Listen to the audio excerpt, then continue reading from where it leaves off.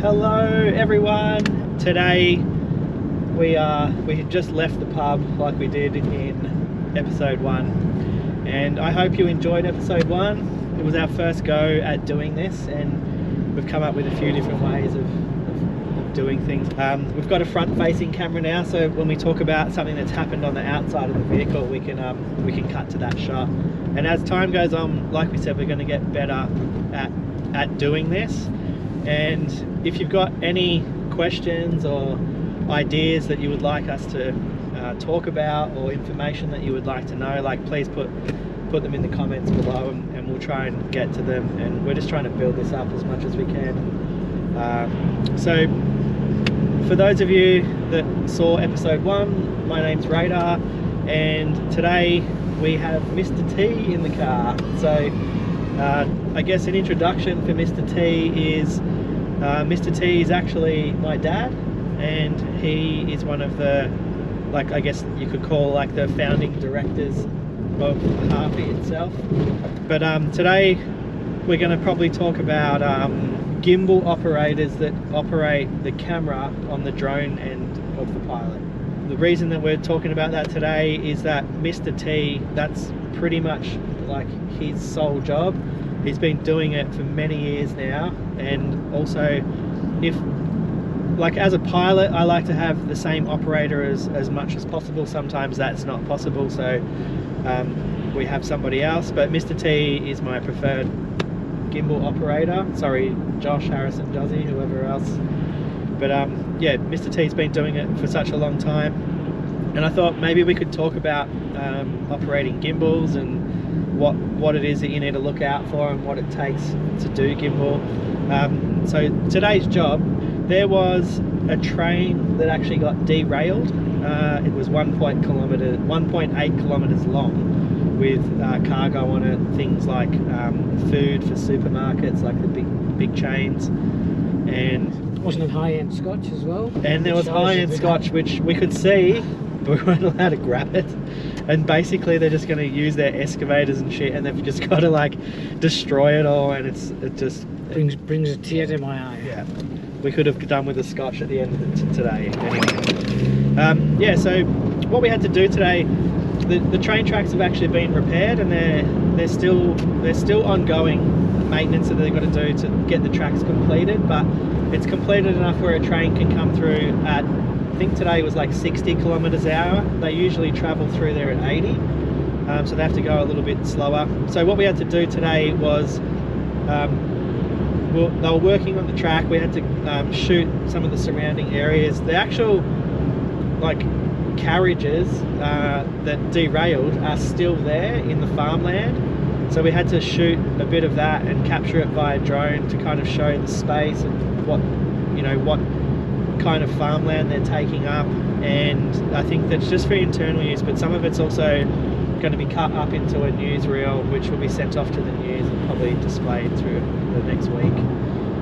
Now that the train's back on the tracks, they're kind of like trying to promote that, hey, it's been fixed and the train's back ongoing again, and so that's why we were there. But one of the main things we had to capture, other than just the wreckage itself and the train tracks being fixed, was an actual train coming through. So one thing that we do at HARPY is, like, we're known for tracking things fast, and we, most of our work is car ads, TV commercials. So we've become good and accustomed to how that all works, and tracking things on the go. So talking about the gimbal stuff, I think a good thing to pick up on is that this train, unlike a car ad where you could like stop the car, do it again, take multiple takes, we get one go at shooting the train and trying to capture it in the best way possible. We were told it was going to be moving at 10 to 20 kilometers an hour, but I think as the tracks are getting more fixed and they're more prepared and ready, the train was actually traveling at 60, and we had super high winds today, gusting around 45 to 50 kilometers an hour. There were points of time where we couldn't actually fly the drone because of inclement, can't even say that word. Inclement, with an emphasis on the second syllable, inclement. In American English, however, it is usually pronounced as inclement. Inclement. inclement weather. It was raining quite a lot.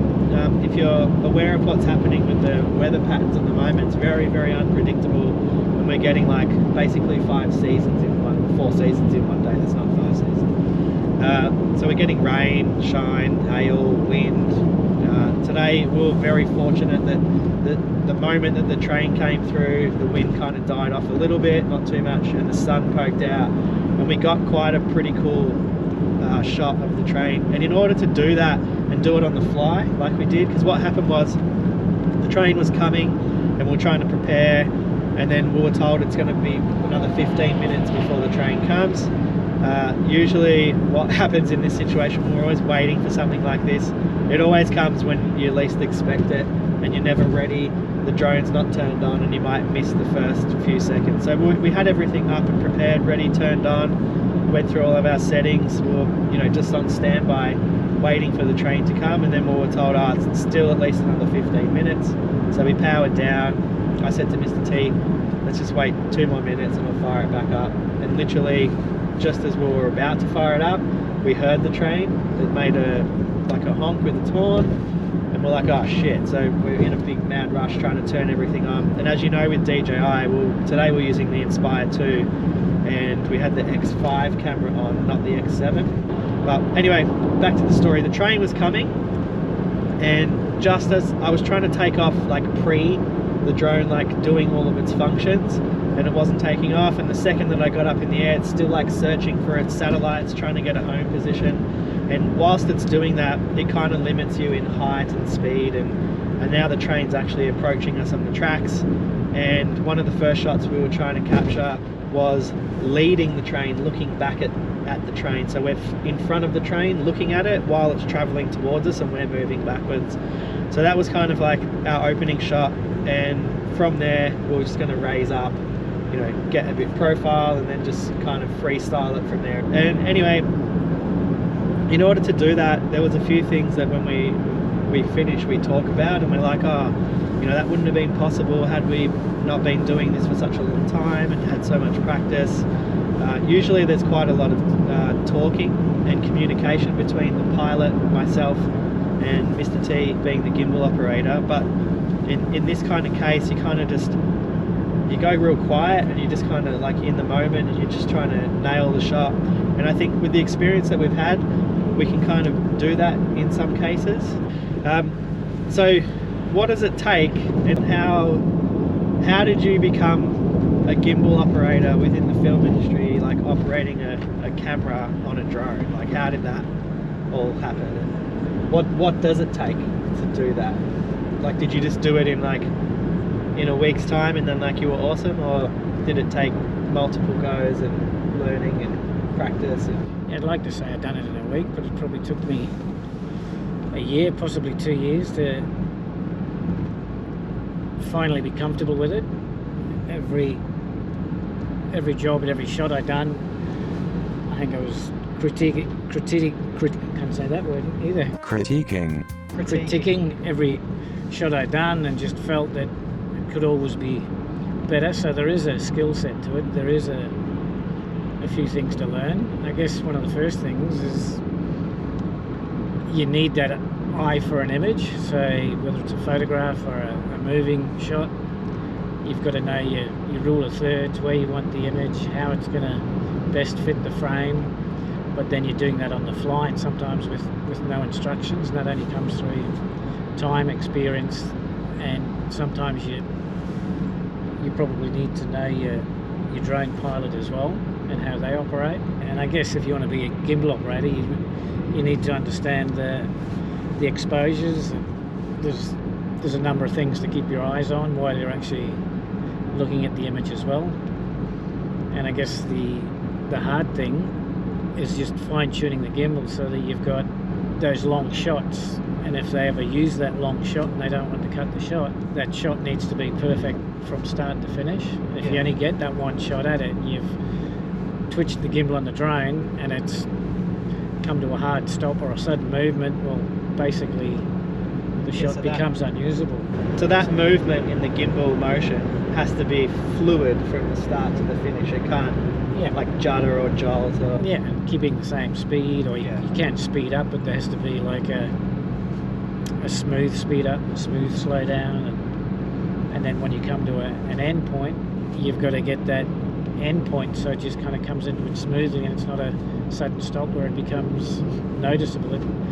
Any movement, I suppose, has to be unnoticeable. Yeah. What I'll do is fine-tune the drone the night before, and there's also some jobs are the X5, some jobs are the X7, and those two gimbals operate very differently. I think I spent 2 years on the X5, and then when I moved to the X7, I hated the X7, but then as we moved more and more to the X7, it became, when we had to move to the X5, then I didn't like the X5 anymore.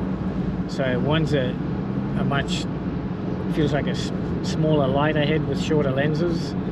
The X7, all the lenses are the same size, so they respond, most lenses respond the same, and there's a much slower movement in the X7 gimbal than what there's the X5. So if I just leave my gimbal on the X5, or go the other way, if I was on the X7, then I just put the X5 on without fine-tuning the gimbal, I would get to a job and the whips and the smoothness would just be fast and very hard and very glitchy, and that smoothness wouldn't be there. So I like to get whatever gimbal I'm on, and now I don't mind either. I suppose that becomes something over time that you get used to, so the experience, I can operate the 5 and the 7, I'm comfortable with both now.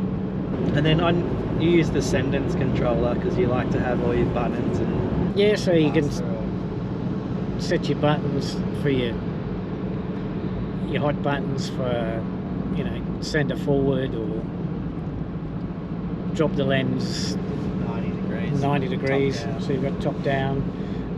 I've got crosshairs on there on the buttons on my left fingertips, and then I've got the gimbal speed, so that's going into the actual gimbal, and then getting the settings with your yaw and your pitch on there. So yeah, I like my pitch to be a bit slower than my yaw, and I guess that's a personal thing, and I guess with time it becomes to your own personal satisfaction. And I guess the big one is with the smoothness, so that's how fast or how quick the response is if you're going left or right. And like I said, with the X5 and the X7, they operate so differently, and it's, if you're on a job where you are tracking a car and you want to whip pan across, then that smoothness has to be really tight, but not to a point where it's too tight where it becomes to a full stop. And then when you're going really fast, if it's too soft on the smoothness, then you get too much delay, then you can't get that whip. Yes. And I think that was the tough thing for me over the first 12 months, was just learning how to fine-tune that. Is there any time that you can remember where you were like, that was a difficult shot? Yeah, well, the first 2 jobs we had, the first one was with Red Bull. It was an interstate job. It was at night time. It was with Red Bull. It was with a drift car. It's very hard at the start trying to correct your horizon when you're trying to do all this other stuff when you're trying to learn how to do the gimbal, and it's not. But I guess it's baby steps. You can't just expect to like be good at all of it at once. Yeah, and now it's and then it's learning which way the horizon goes on the stick, because it sometimes looks like the opposite way. It gets a bit confusing, especially when you're doing pan and tilt. Yeah. I think at the end of the job I was wrecked because I just kind of stressed so much at the start of the job because I didn't want to stuff it up. But my saving grace, I think, was when the drone's travelling left of an object, it's quite easy to track, but when it actually goes on the top, and then you've got to actually follow the object, whatever it is, the car going underneath the drone, because then you have to tilt and you've got to tilt, pan, rotate, and pan, and then reverse it at that central point when you come 90 degrees.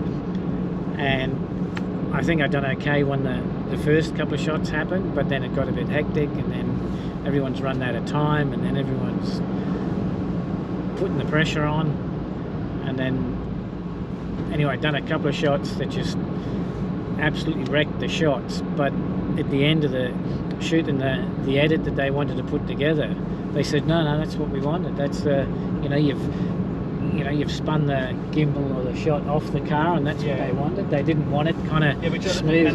Enables the edits for like quick cuts. And so that kind of saved me, because I thought I'd kind of stuffed a few shots up. I guess if you're an FPV pilot and you fly mode 2, flying FPV is almost like operating the camera from a gimbal perspective. The motions and the movements are the same. The only difference you have as FPV is you can elevate the camera up and down with your throttle. So, but everything else is the same because the camera has to go where you go. Then the next job wasn't so bad, and that was with the race. Oh, okay. That was. So the next job that he did was another car situation, not as hectic with drifting and so forth, and at night time. But the next job was a super cheap auto. It was like an event, not so much an advertisement, and we had to chase some like celebrities around a racetrack in V8 supercars. Yeah, Mr. T, he's like a Gimbal Ninja. If you ever want to ask him any questions, just hit us up on our Instagram or on this channel in the comments below. But I think it's a pretty cool job. I kind of get a kick out of doing it. Yeah. Well, today was pretty fun. Like we had a bit of a shit time in the sense of we were battling like a lot of rain. We're just like walking around in the rain with backpacks on and so forth. And we're usually used to like, having a bit of luxury where we've got the camera trolley and crew and things to like enable us and help us do things. But today we're a little bit more mobile just due to the, what the job was, and so the rain kind of deters us, and a bit of wind, bits and pieces. But when we're doing the train stuff, it just, it feels really comfortable because it's what we do day in, day out, and it was just heaps of fun chasing trains and cars. And like you said, when that train come, it was just all had the action happen, and that's another thing. If you can operate with the same pilot and gimbal operator, it was noisy, it was windy, the train was flying past, so if we were trying to communicate, it would have been hard to communicate anyway. And there is actually occasions where where I think Josh and Harrison, when they first come on board, they'd fly a different way. Yeah. Then I had to communicate to them to slow down, speed up, don't stop so suddenly. Yeah. And I'm pretty much comfortable with most of those guys now, and I think you can find people you kind of click with, and just you can find, I've had other pilots that I just don't get the same enjoyment from, because you don't have that kind of, what do you call it, that you can just communicate almost by looking at each other, and just you kind of know how each other kind of responds. I don't know what it is. It's I don't know. It's hard to say. But it's almost like a telepathic kind of communication. Yeah. Well, I'm pretty tired, so we'll call it quits. But I hope you guys enjoyed this episode, and this was about meeting Mr. T and talking all about gimbals on drones. And yeah, make sure you follow, subscribe, tell your friends. We're trying to get this out there, and if you've got any questions, please put them in the comments below. But for the meantime, catch you on the next one. What was that? There was a half-assed one. Was it a point? What was it? Big finger was it? I don't know. Maybe we'll do that again. We'll catch you later. Peace out.